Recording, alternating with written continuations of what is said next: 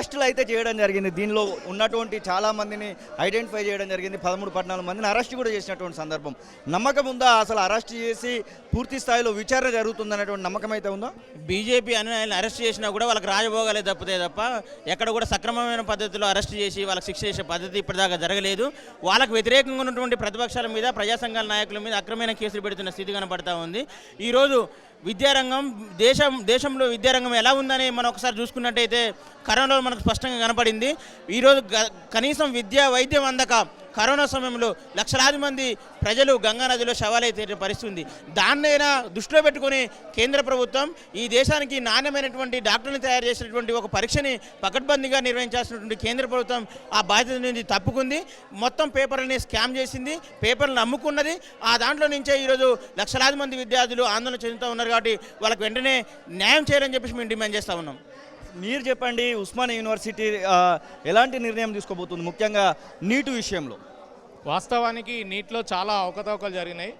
24 లక్షల మంది విద్యార్థుల జీవితాలే కాదు, 24 లక్షల మంది కుటుంబాల యొక్క జీవితాలతోనే ఈరోజు నరేంద్ర మోడీ గవర్నమెంట్ చెలగాటం ఆడుతూ ఉంది.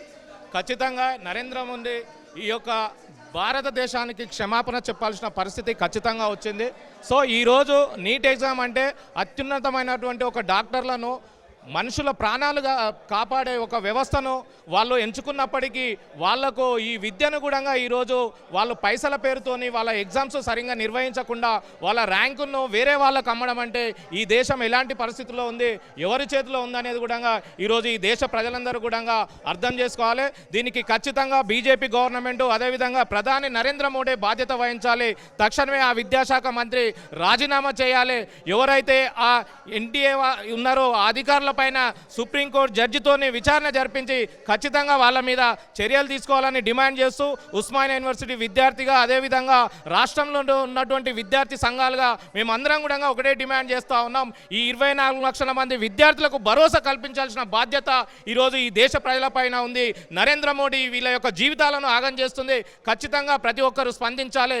దీనిపైన చర్యలు తీసుకునే విధంగా ఈ బాధిత విద్యార్థులకు న్యాయం చేసి పరీక్షను మళ్ళీ నిర్వహించే విధంగా పోరాటాలు కొనసాగించాలని దేశవ్యాప్తంగా ఏమైనా ఆందోళనలకు పిలుపునివ్వబోతా ఉన్నారో ముఖ్యంగా 24 లక్షల మంది విద్యార్థులకు బాసటగా? ఖచ్చితంగా ఈరోజు ఇక్కడ ఉన్నటువంటి తెలంగాణలో ఉన్నటువంటి ఎన్ఎస్ఏ కానీ వామపక్ష విద్యార్థి సంఘాలు అన్ని కూడా కలుపుకొని రేపు పెద్ద ఎత్తున స్టూడెంట్ మార్చుకు మేము ఇప్పటికే కాల్ చేయడం జరుగుతుంది. ఈ విధంగా ఖచ్చితంగా ఈ 2-3 రోజులలో దేశ ప్రభుత్వంలో ఉన్నటువంటి ప్రధానమంత్రి ఖచ్చితంగా క్షమాపణ చేసి ఈ విద్యార్థులకు ఒక భరోసా కల్పించకపోతే దేశవ్యాప్తంగా ఇదే విద్యార్థి సంఘాలుగా ఇక్కడ ఉన్నటువంటి విద్యార్థి సంఘాలు అన్ని కూడా ఈ దేశవ్యాప్తంగా ఉన్నటువంటి నేషనల్ స్టూడెంట్ ఆర్గనైజేషన్స్, యువజన సంఘాలు కూడా ఖచ్చితంగా ఈ దేశంలోని ఒక బీజేపీ గవర్నమెంట్ చేసినటువంటి ఈ యొక్క కుట్రలకు, విద్యార్థి జీవితాలతో చెలగాటమాడినటువంటి ఈ విధానాలపైన ఖచ్చితంగా దేశవ్యాప్తంగా పెద్ద మూమెంట్ అనేది కొనసాగిస్తాం. ఖచ్చితంగా నరేంద్ర మోడీ దిగి వచ్చి 24 లక్షల మంది విద్యార్థులకు మరియు వాళ్ళ కుటుంబాలకు క్షమాపణ చేసేంత వరకు కూడా మా పోరాటాలు కొనసాగిస్తాం. అన్న, మీరు చెప్పండి, దాదాపుగా కమ్యూనిస్టు పార్టీలకు సంబంధించినటువంటి అందరూ కూడా ఇక్కడ కనబడతా ఉన్నారు. ఎలా ఉండబోతుంది అనుకుంటున్నారు? దేశవ్యాప్తంగా ఏమైనా ఉద్యమాన్ని నిర్మించబోతా ఉన్నారా? సహజంగా వామపక్ష భావాజాలున్న విద్యార్థి యువజన సంఘాలకి ఫైట్ చేసే ఇది ఉంటుంది. ఎందుకంటే వెనక ముందు ఆర్డర్ కాబట్టి పెద్ద ఎత్తున ఉద్యమాలు చేస్తుంటారు. ప్రశ్నించే తత్వం ఎక్కువ ఉంటుంది కాబట్టి విద్యార్థులు అన్యాయానికి గురి అని చెప్పేసి 24 లక్షల కుటుంబాలు, విద్యార్థుల జీవితాలు రోడ్డును పడ్డాయనే దాని మీద విద్యార్థి సంఘాలు, యువజన సంఘాలు స్పందిస్తూ ఉంటాయి. మేమేం ప్రశ్నిస్తామని అంటే ఈ బీజేపీ నాయకత్వాన్ని, మీరు అక్రమంగా తరలిస్తున్న ఆవుల మీదనే స్పందిస్తారా? ఆవులే మీకు ఇంపార్టెంటా? విద్యార్థులు కాదా? విద్యార్థుల తల్లిదండ్రులు కాదా? 24 లక్షల మంది విద్యార్థుల గోస మీకు తగలట్లేదా? మీరు ఎందుకు స్పందించరు?